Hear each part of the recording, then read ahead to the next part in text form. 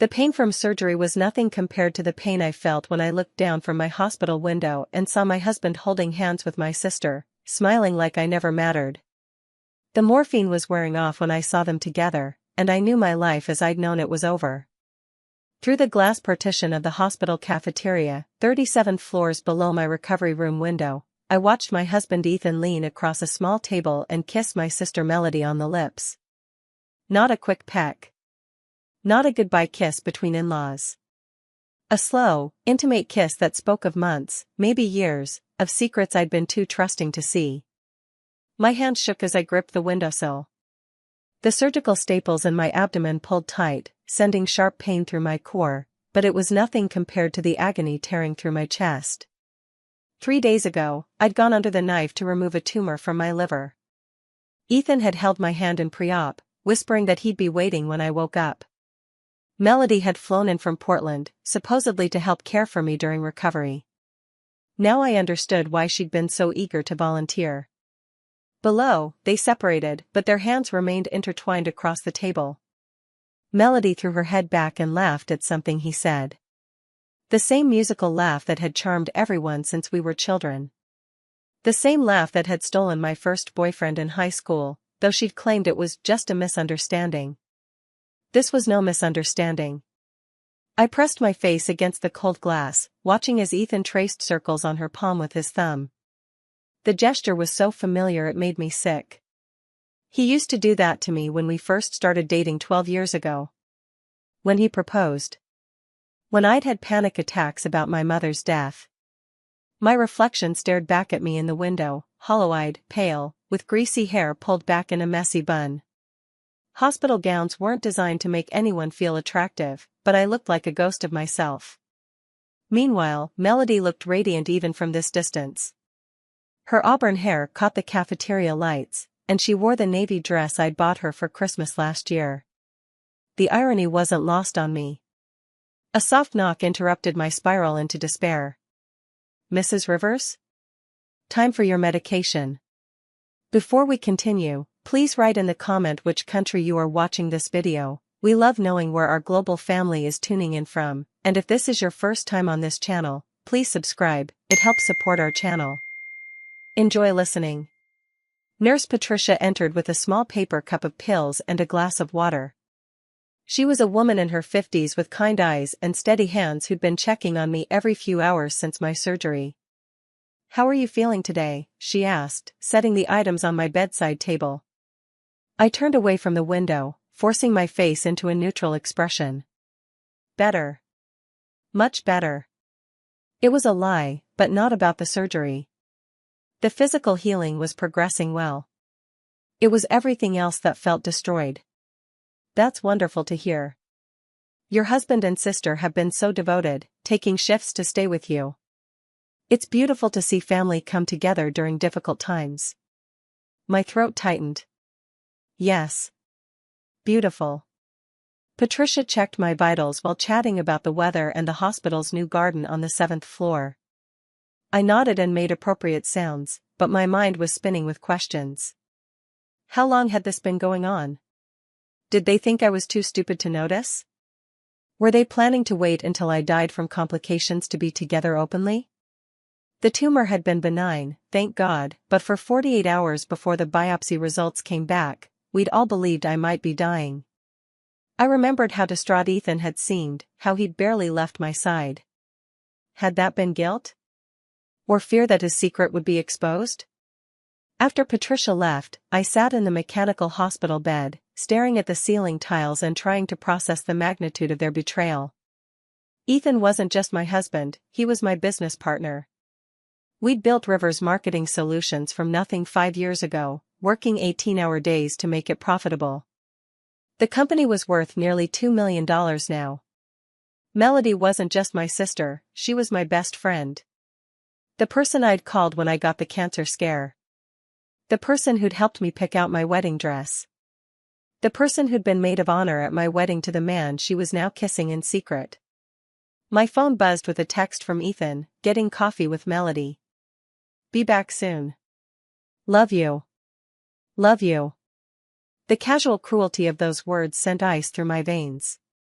I screenshot the message, then opened my phone's camera and took several photos of them through the window. They were still sitting together, though now Melody had moved to Ethan's side of the table. Her hand rested on his thigh. I needed proof.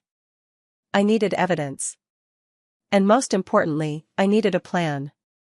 Over the next 2 hours, I watched them through the window intermittently, documenting their interactions. They weren't careful, why would they be? I was supposedly drugged and bedridden 37 floors above them. They held hands openly, shared food from the same plate, and at one point, Ethan pulled her close and whispered something in her ear that made her blush. When they finally returned to my room, they entered separately. Melody came in first, her cheeks flushed from the cold or from guilt. "Hey, sweetheart. How are you feeling?" She sat in the chair next to my bed and took my hand. The same hand that had been holding my husband's 20 minutes earlier. "Tired," I said. "Where have you been?" "Just stretching my legs. This place is so stuffy." She squeezed my fingers. "Ethan went to make some calls about work stuff." Another lie. I'd watched him checking his personal phone, not his business line. Ethan appeared in the doorway a few minutes later, holding 2 cups of coffee. He handed one to Melody, and their fingers brushed during the exchange. Such a small gesture, but loaded with intimacy. "Hey, beautiful." He leaned down to kiss my forehead. His lips felt cold against my skin. "You look better today." "I feel better." I studied his face, searching for signs of deception. He looked tired, with dark circles under his green eyes, but he met my gaze without flinching. "Patricia says I might be able to go home tomorrow."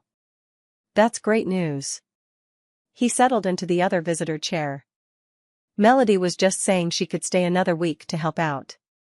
"If that's okay with you," Melody added quickly. "I know you value your independence." "Independence? As if I had any left." "That would be wonderful," I said. "I don't know what I'd do without both of you." They exchanged a glance so brief I might have missed it if I weren't watching for it. But I was watching now. I was watching everything. The rest of the afternoon passed in a haze of forced normalcy. They took turns sitting with me, brought me magazines I didn't read, and made small talk about Melody's job at a design firm in Portland and Ethan's latest marketing campaign for a luxury hotel chain. All the while, I was analyzing every word, every gesture, every micro-expression. When had they started talking behind my back? When had comfort turned to emotional intimacy? When had emotional intimacy become physical? I thought about our last anniversary dinner 6 months ago. Ethan had seemed distracted, checking his phone repeatedly. I'd assumed it was work stress, we'd been competing for a major account. Now I wondered if he'd been texting my sister while I sat across from him, trying to reconnect with my husband. That night, after visiting hours ended and they'd both gone home to the house Ethan and I shared, I called my lawyer. Benjamin Walsh had handled our business contracts and my will. He was discreet, thorough, and most importantly, available for late-night emergency calls. "Vera? Is everything all right? I heard about your surgery." "I need to discuss some legal matters," I said. "Confidentially." "Of course. What's going on?" I told him everything. About seeing them together, about the lies, about my suspicions regarding the timeline of their affair. Benjamin listened without interruption, occasionally making notes. "I need to know my options," I finished. "For the divorce, for the business, for everything." "Well, you're in a community property state, so typically assets would be split 50-50. But if we can prove adultery and deception, we might be able to argue for a more favorable division, especially regarding the business you built together." "What kind of proof do we need?"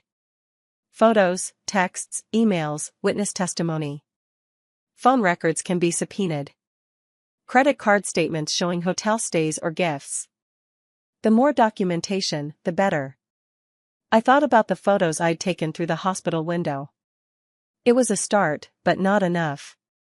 "There's something else," Benjamin continued. If they've been planning this for a while, they might try to hide assets or manipulate the business finances. We should move quickly to protect your interests. How quickly? I can file for a restraining order on the business accounts tomorrow if you want. It would prevent any major financial moves without court approval. My head was spinning. 12 hours ago, my biggest worry had been recovering from surgery. Now I was planning a divorce and asset protection strategy. Let me think about it, I said. I need to gather more evidence first. Be careful, Vera. If they suspect you know, they might accelerate whatever plans they have. After hanging up, I lay in the darkness, listening to the sounds of the hospital at night. Machines beeping, footsteps in the hallway, the distant murmur of conversations at the nurse's station.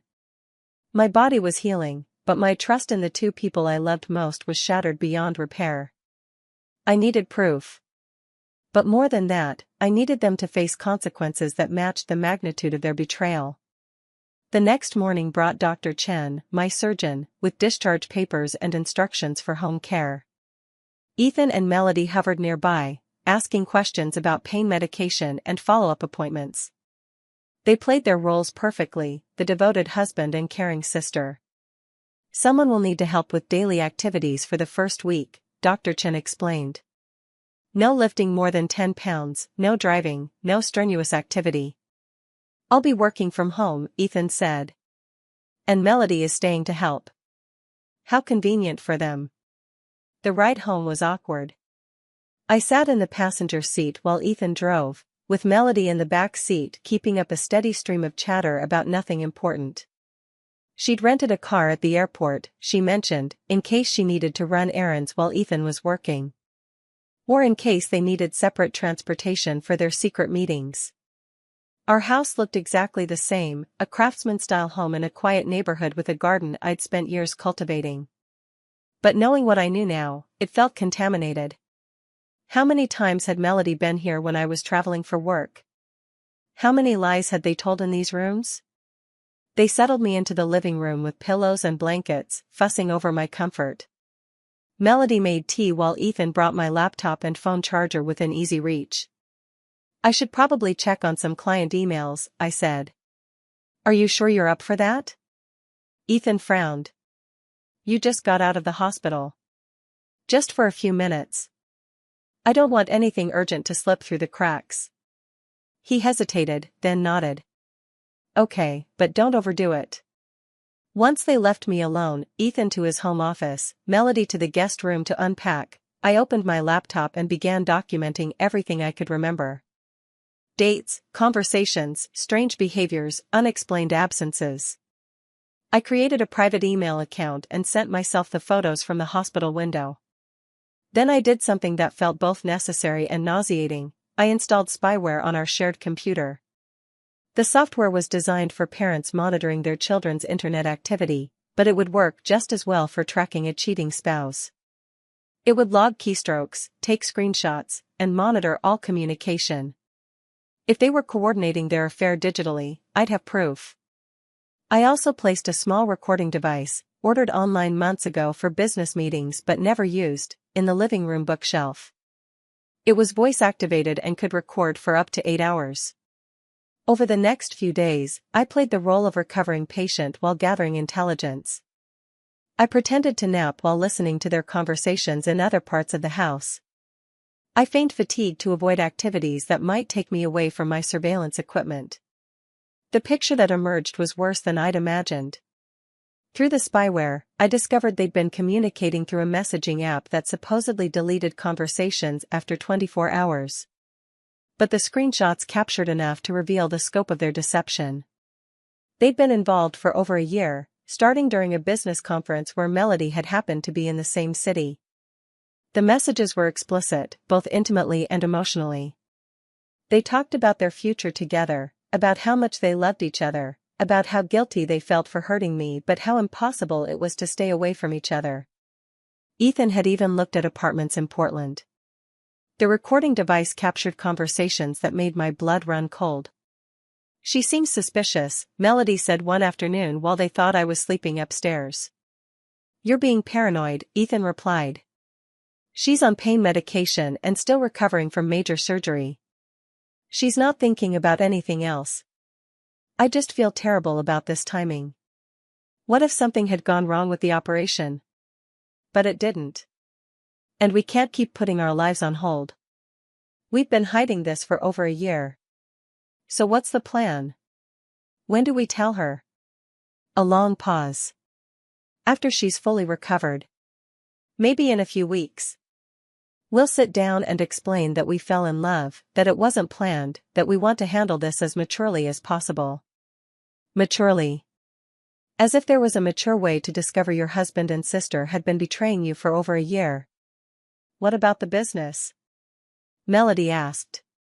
We'll figure it out. Maybe she'll want to buy me out, or we can sell and split the proceeds. They were already dividing up my life like it was an estate sale.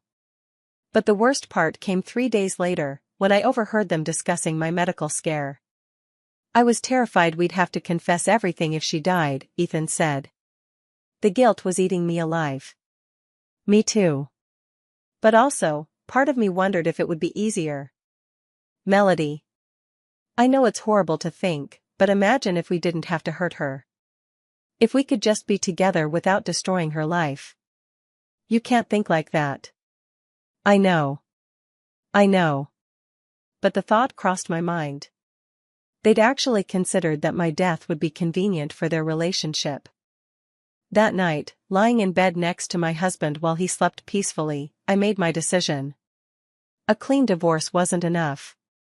Public humiliation wasn't sufficient. They needed to face consequences that matched the cruelty of their betrayal. I started with the business. Rivers Marketing Solutions had several major clients, including Morrison Hotels, a luxury chain we'd been courting for 2 years. The contract was worth $800,000 annually, and we were scheduled to present our final campaign proposal in 2 weeks. I'd been the primary creative force behind the campaign, but Ethan had been handling client relations. What he didn't know was that I'd been secretly developing a relationship with Rebecca Morrison, the CEO's daughter and marketing director. Rebecca and I had connected over our shared experience of being women in male-dominated industries. She'd confided in me about her struggles with her father's old-fashioned attitudes and her desire to modernize the company's image. I called her from my home office while Ethan and Melody were at the grocery store. Vera. How are you feeling? Ethan mentioned you had surgery. Much better, thank you. Rebecca, I need to discuss something confidential with you about our working relationship. Of course. What's going on? I told her about the affair, about my impending divorce, and about my concerns regarding Ethan's ability to maintain professional standards given his personal situation. I want to complete the Morrison campaign myself, I said. But I understand if the circumstances make you uncomfortable with our company. Rebecca was quiet for a long moment. Actually, this explains some things. Ethan seemed distracted during our last few meetings, and there were some inconsistencies in the materials he presented. I can have a complete campaign proposal to you within a week, if you're willing to work with me directly. Send it over. If it's as good as your previous work, we'll move forward with you exclusively. What about Ethan? Let me worry about that conversation. The next day, I set up a meeting with our other major clients. By the end of the week, I'd secured agreements with 4 of our 5 biggest accounts to work exclusively with me after the divorce. The 5th client, unfortunately, had a personal friendship with Ethan and would likely stay with him. But losing 80% of the business revenue would leave him in a difficult position. Phase 2 involved their personal reputations. Through the spyware, I'd discovered that they were planning to attend a charity gala together the following weekend. Ethan was supposed to be there for business networking, while Melody was attending as my substitute since I was still recovering. The gala was a major social event in our city, attended by business leaders, politicians, and society figures. It would be the perfect venue for their public humiliation. I contacted the event organizer, Helen Karp, a woman I'd known through various charity committees. Helen, I have a rather delicate situation I need to discuss with you. I explained about the affair and my concern about them attending the gala together while maintaining the fiction that Melody was there as my substitute. That's absolutely disgusting, Helen said. Using charity work to cover their affair. I don't want to cause a scene, I said carefully. But I thought you should know the real situation. Leave it to me, dear.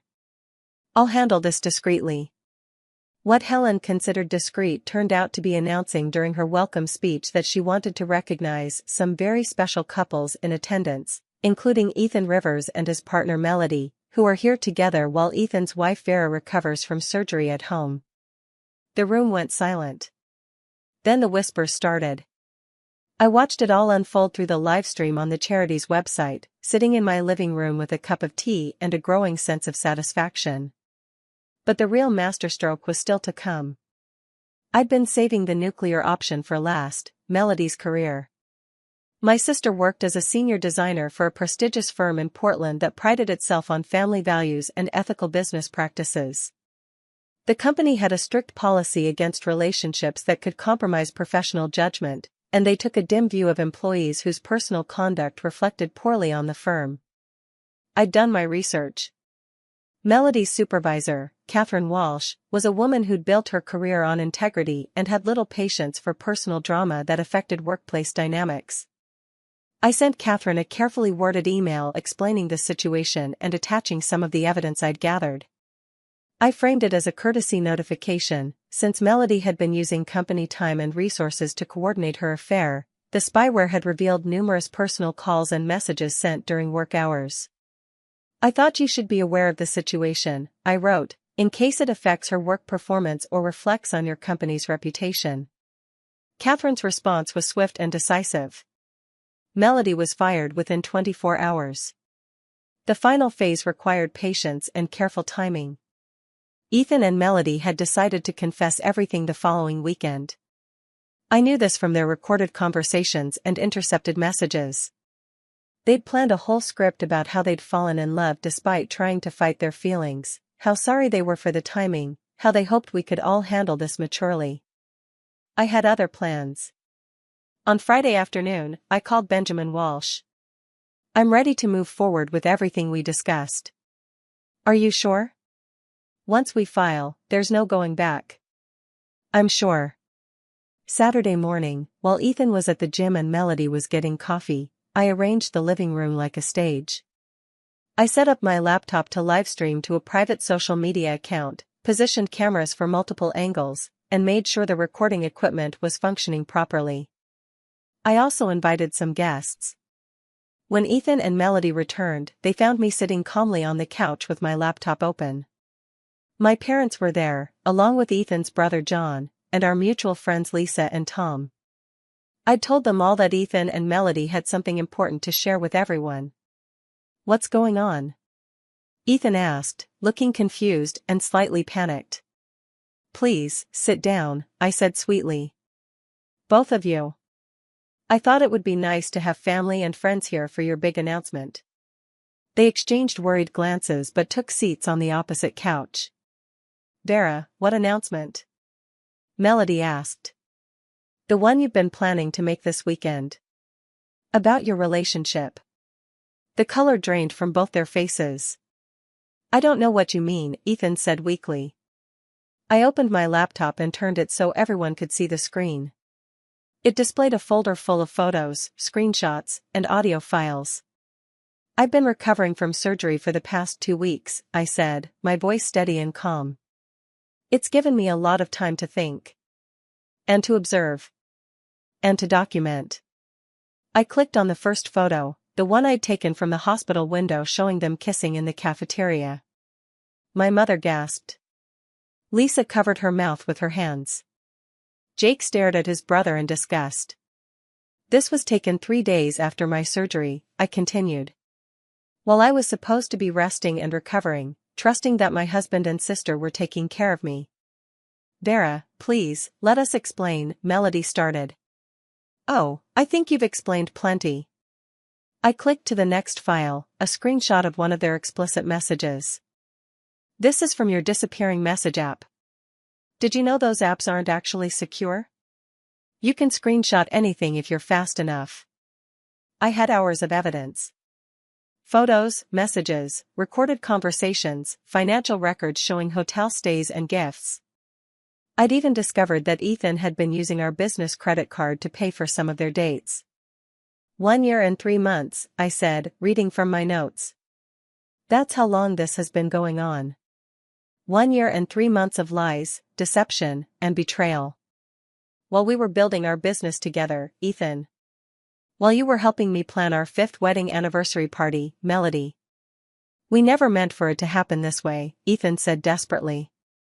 We tried to fight it, but you decided your happiness was more important than my well-being, I finished. You decided that lying to me for over a year was preferable to an honest conversation.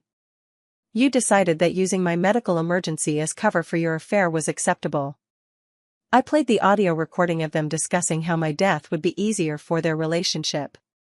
The room erupted. My father started shouting at Melody. Lisa was crying. John looked like he wanted to punch his brother. But I wasn't finished. Here's what's going to happen, I said, raising my voice above the chaos. Ethan, you'll find divorce papers waiting for you at your office on Monday morning. I'm keeping the house, 80% of the business assets, and most of our shared accounts. My lawyer has documentation of your adultery and your misuse of company funds. You can't do that, he protested. I can and I will. You'll also find that most of our major clients have chosen to work exclusively with me going forward. Melody was sobbing now.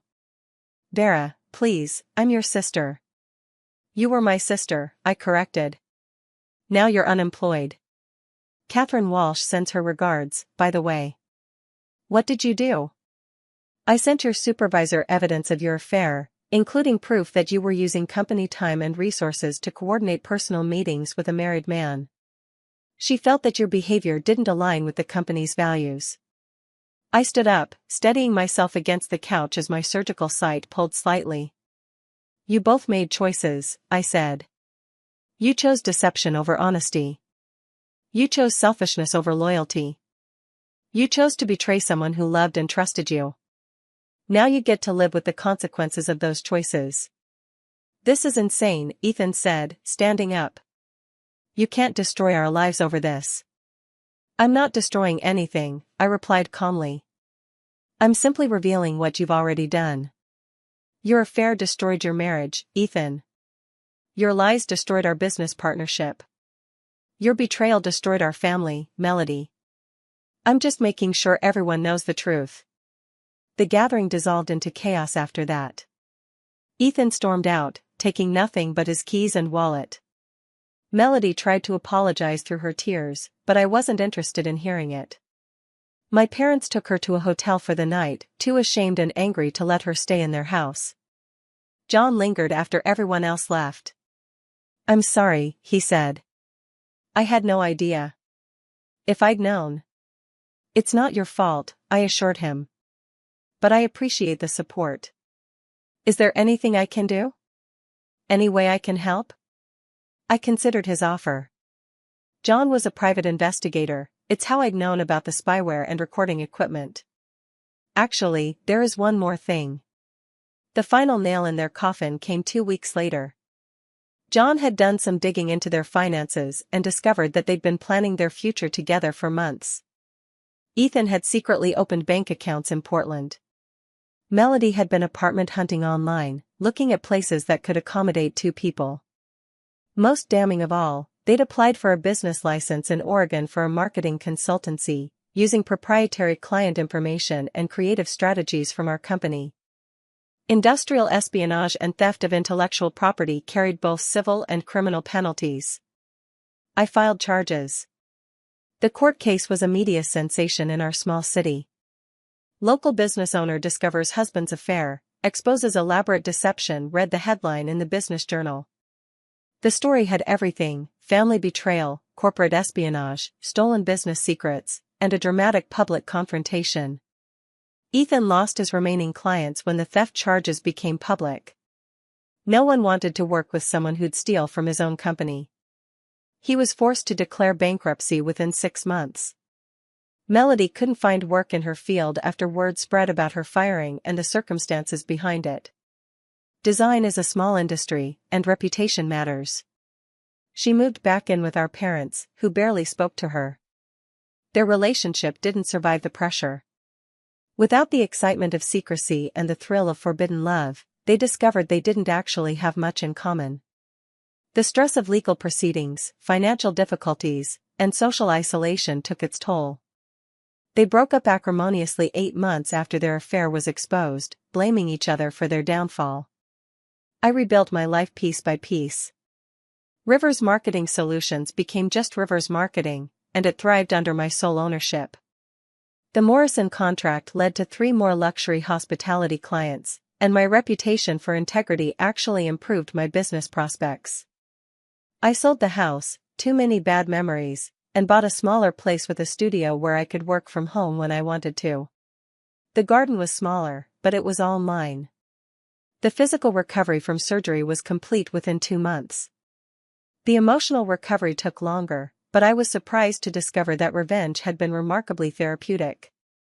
There's something deeply satisfying about seeing justice served, about watching people face the consequences of their actions. I started dating again after a year. Nothing serious at first, just dinner and movies with men who had no connection to my previous life. It felt strange to trust again, but not impossible. The last I heard, Ethan was working as a sales associate at an electronics store in a different city. Melody was taking online courses to change careers, hoping to become a nurse. Neither of them had found lasting happiness in their betrayal. Sometimes people ask if I regret how I handled the situation.